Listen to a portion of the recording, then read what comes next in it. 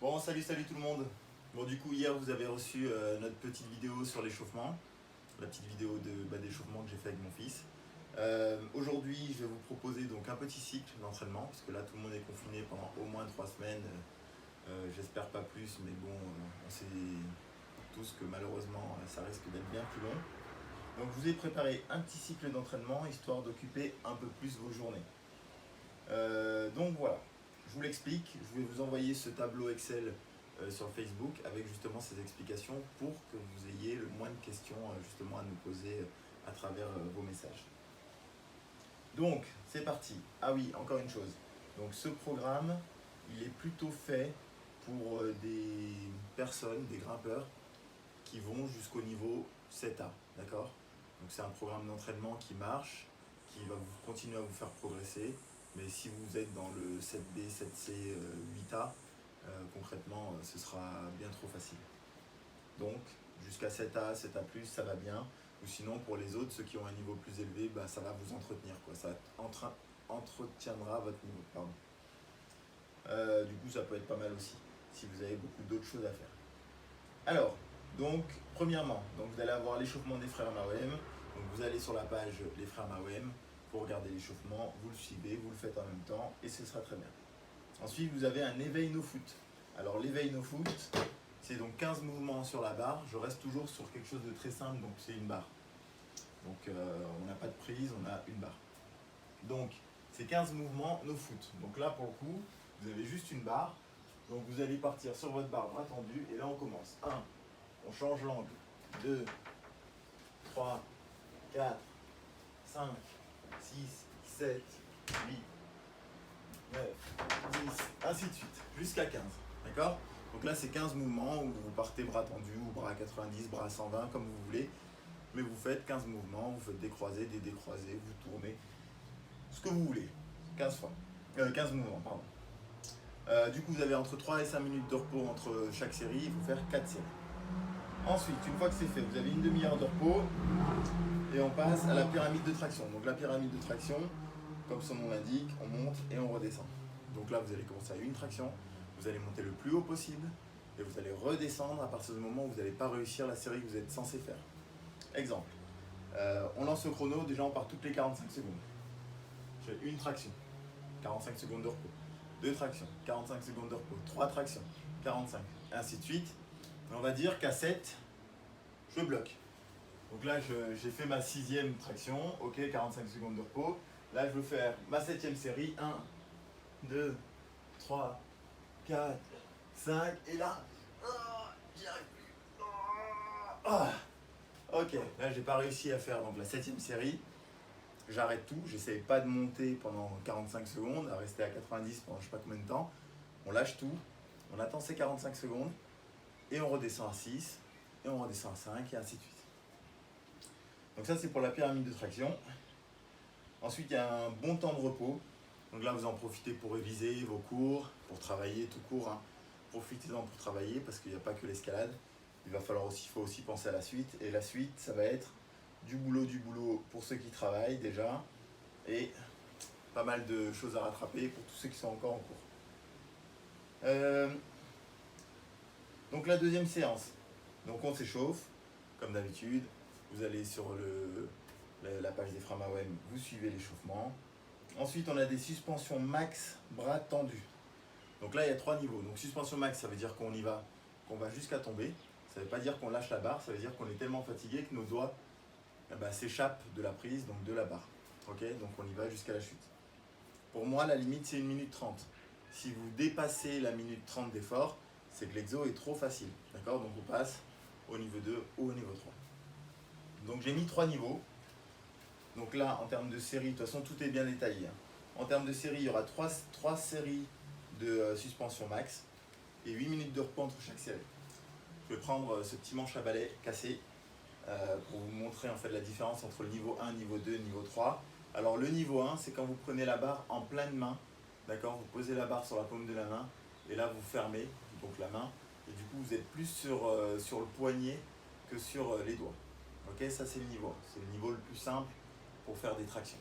Ensuite, le niveau 2, si vous allez placer votre main, dire la barre au niveau de votre troisième phalange, ici. Ok, donc là on commence à être sur les doigts. Là, ça commence à piquer. Et le niveau 3, c'est quand vous allez placer donc, la barre au niveau de votre deuxième phalange. C'est comme si vous étiez donc, totalement, presque comme si vous étiez en semi-arqué. Ok, ça c'est le niveau 3. Donc avec une simple barre, vous pouvez avoir des préhensions différentes et forcément une difficulté différente en fonction de votre niveau. Donc je répète, niveau 3, c'est la barre en pleine main. Niveau 2, c'est la barre au niveau de la troisième phalange. Niveau 3, c'est la barre au niveau de la deuxième phalange. Ok, et quand je parle des phalanges, je parle toujours, vous prenez comme repère votre majeur. Ok, prenez pas les autres doigts. Prenez le doigt le plus long.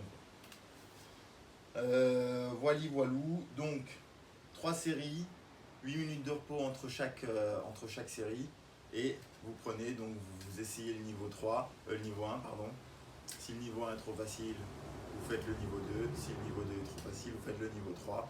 Et si c'est trop facile, c'est que c'est que du maintien. Et je vous répète, c'est 1 minute 30 max.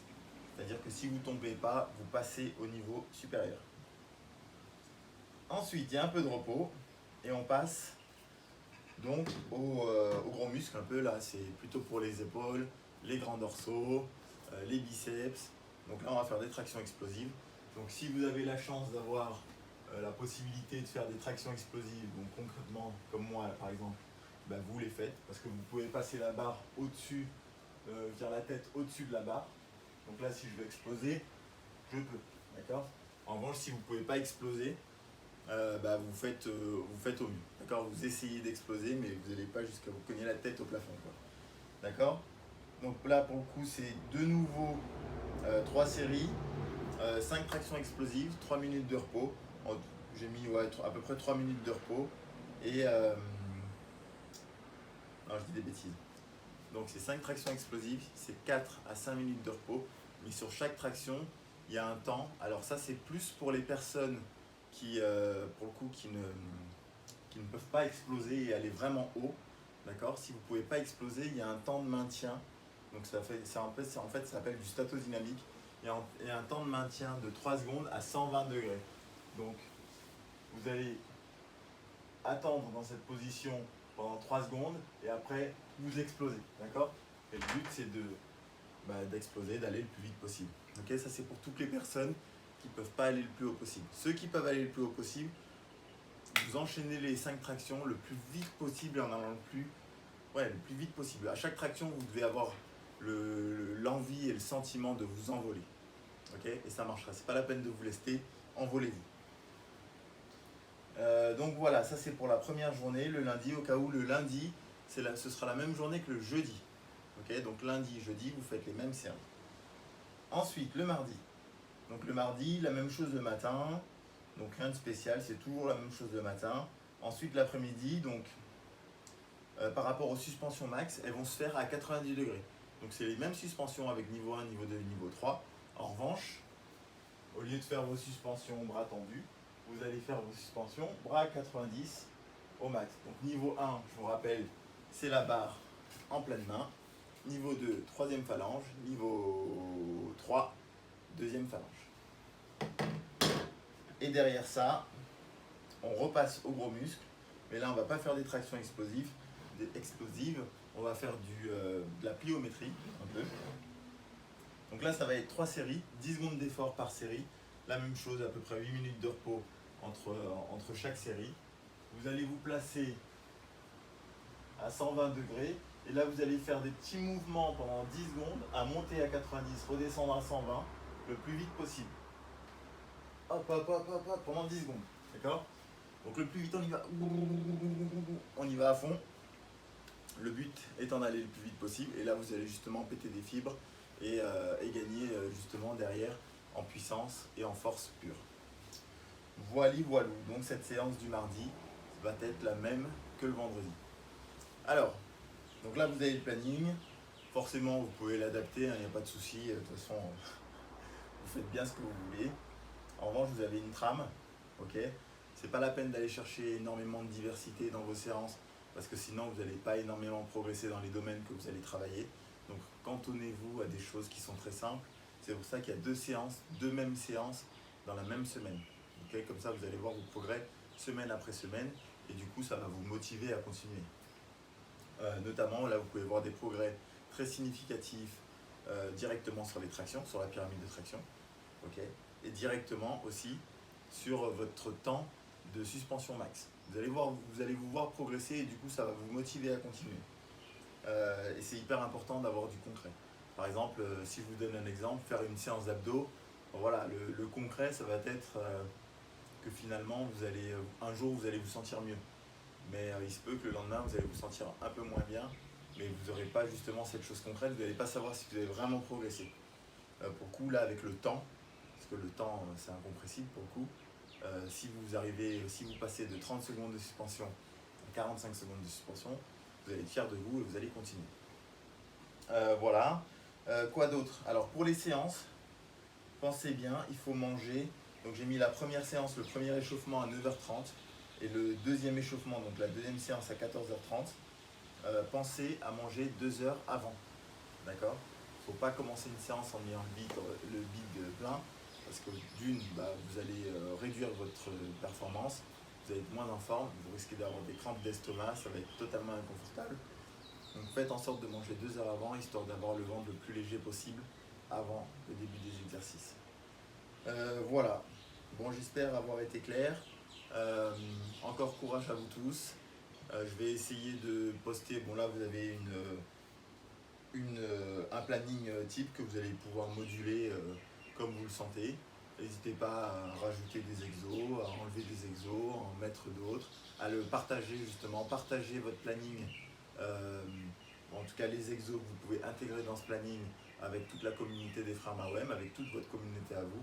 On est dans un moment difficile où le partage est important, nécessaire, et c'est bien pour cela que je vous partage toutes ces informations aujourd'hui.